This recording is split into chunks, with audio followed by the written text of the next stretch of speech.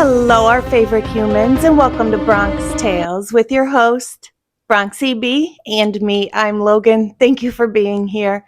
Wanted to touch on a few things with the new interview with Dylan, and I want to talk about some of the surveillance that has come out showing Bryan Kohberger in the Costco and things like that. So we know that Dylan stated she saw the masked man clad in black walking towards the slider door.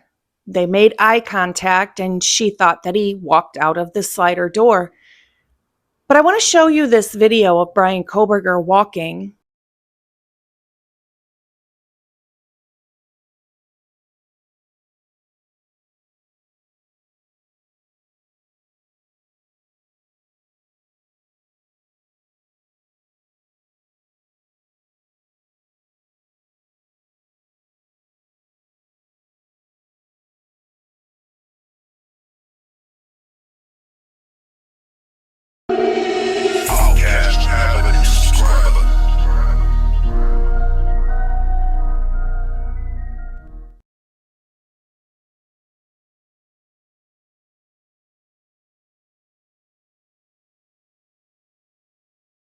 See, even mainstream media has noticed his walk and made fun of his walk. Even there, he just sort of walks. But he just, the way he walks with his arms, I don't know, it's just strange to me, the whole thing. Lots of people are talking about Bryan Kohberger's gait and the way that he walks. So don't you think that that would be something that Dylan would notice regarding the perpetrator in her house? Instead, she stated he looked athletic, like he played basketball. Well, to me, this walk does not scream athletic at all. In fact, it screams almost clumsy looking. He looks like he might have some knock-knee, or even he seems to be slew-footed. Both of those together make somebody's gait look different than especially an athletic person. Don't you think that that would be something she would be able to point out regarding the perpetrator she saw in her house if that perpetrator had knock knees and was slew-footed and walked like Bryan Kohberger walks? I would think that would be very noticeable. However, she doesn't say anything about the way that he walks. In fact, called him athletic, the person that she saw. Just an observation that, once again, to me, doesn't scream Bryan Kohberger was the perpetrator. And also referring to the surveillance of Bryan Kohberger in the Costco, we can see that he's wearing like a light green or a mint green shirt. But we know from the picture he took earlier that morning, because Ashley Banfield refers back to this picture almost every time she opens her mouth. Up until now, we've really not seen anything of Bryan Kohberger after he takes that goddamn selfie. Just a couple hours after murdering 4 kids in their beds, he cleans himself up in his shower and then he takes a selfie with a thumbs up. So proud of his work, right? It's the picture of Bryan Kohberger in the mirror with a thumbs up. She calls it the thumbs up selfie, which, by the way, law enforcement said he had so many of those pictures in his phone. It's not the post unaliving thumbs up selfie like Ashley Banfield claims that it is. He took lots of pictures like that, but that's beside the point that I'm trying to make right now. The point I'm trying to make right now is we now see how absolutely edited all those photos of him are, because in the thumbs up selfie, he looks like he's wearing a light colored shirt, like a silver or even a dirtyish white colored shirt. Now we know how edited they are, because as we see in the surveillance video at Costco, his shirt is actually freaking green.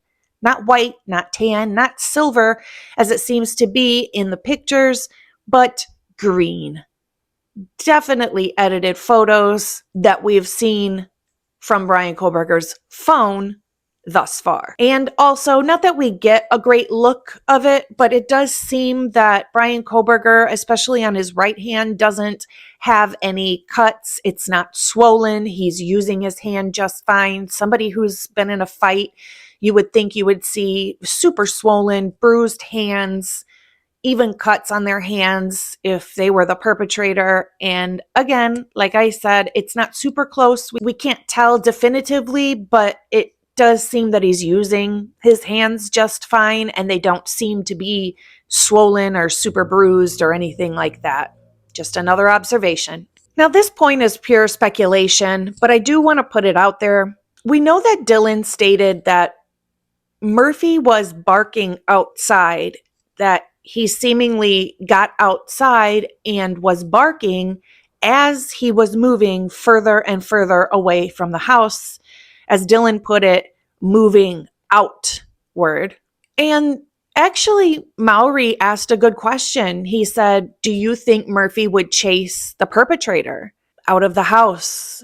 And Dylan made an excuse like, no, I don't think so, because he was just a puppy and I wouldn't think he would know to do that. And she answered that very quickly, almost like she was trying to cover up the fact that Murphy did chase a perpetrator out of the house, and that maybe she knew the perpetrator and was trying to cover for them. However, the more I thought about it, the more I thought that is actually probably a good possibility, that one of the perpetrators might have gotten spooked or anything and ran out of the house, and Murphy chased them out of the house and possibly to their home, especially if they live close, like, maybe Queen Road Apartments.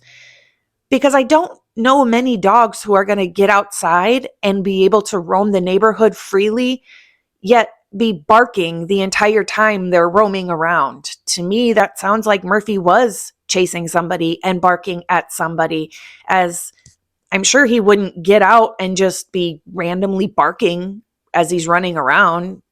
He'd probably be sniffing or enjoying his free time out. But he wasn't. He was barking and moving further and further away from the house, almost like he was chasing a person who was just in his home. But maybe the reason he didn't get super far away is because he chased the person all the way to their house, which they lived close to 1122. And eventually, after 45 minutes or so, Murphy gave up and came back home. That's surely a possibility that we haven't really thought of, but could make sense, especially with the fact that there was quite a bit of red fluid found inside an apartment on Queen Road that was pretty close to 1122 King Road. But of course, that evidence was destroyed or ruined or destroyed on purpose. And speaking of red fluid, has anybody actually thought about the trace DNA found on the knife sheath? That they found a knife sheath, and they found a knife sheath with lots of red fluid on it. It had mixtures of red fluid. It seemed that there was red fluid on the front and on the back.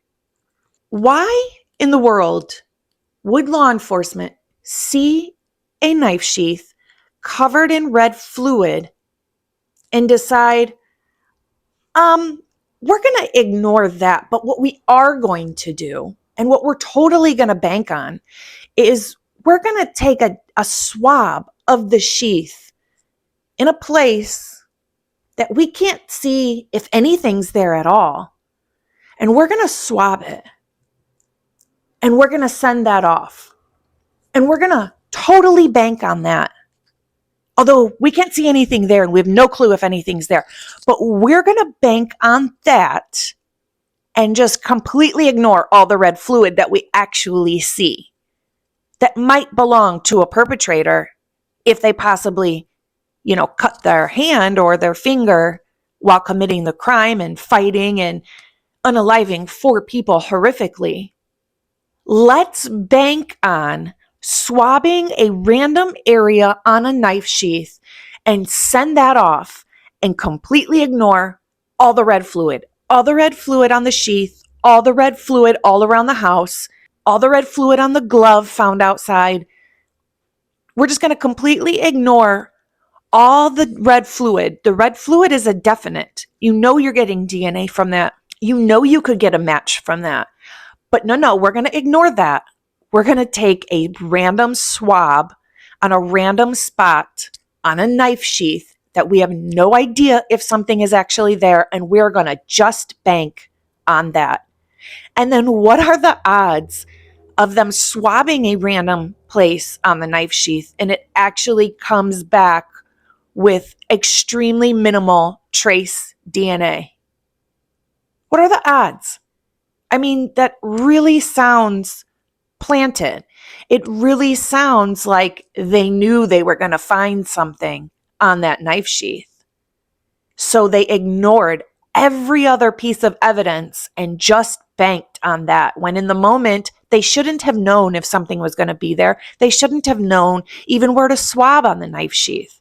They shouldn't have known any of that, so much that they ignored the actual evidence that they could see that they knew had someone's DNA on it or in it, that they knew would match somebody's DNA, even if it was just the victim's.